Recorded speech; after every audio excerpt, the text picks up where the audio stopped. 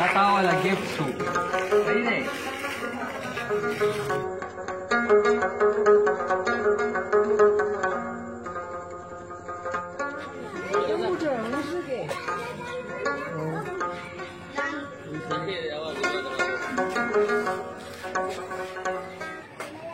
बिस्मिल्लाहिर्रहमानिर्रहीम, अस्सलाम वालेकुम। इस बच्चे को आप लोगों ने देखा होगा, व्हीलचेयर की अपील हमने की थी, डोनेशन कुछ ज्यादा हुई तो हम कुछ गिफ्ट भी लेके आए, स्वेटर वगैरह एक भाई के ख्वाहिश पे। उसके अलावा ये कुछ सामान लेके आए, वेटिंग मशीन लेके आए जिसके थ्रू इसका कारोबार चले, एक सर्कल चले, ये कुछ कमाए, भीख मांगने के बजाय जो है ये अपने आप को मजबूत समझे।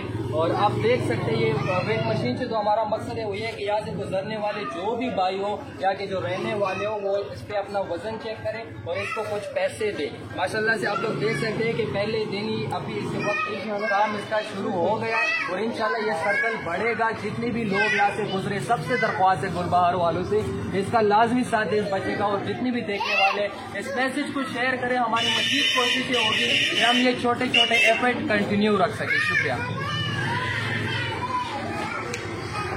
खुशहाली खुशहाली 10 सामान खत्म कर दिया था नूर राउडू सही था।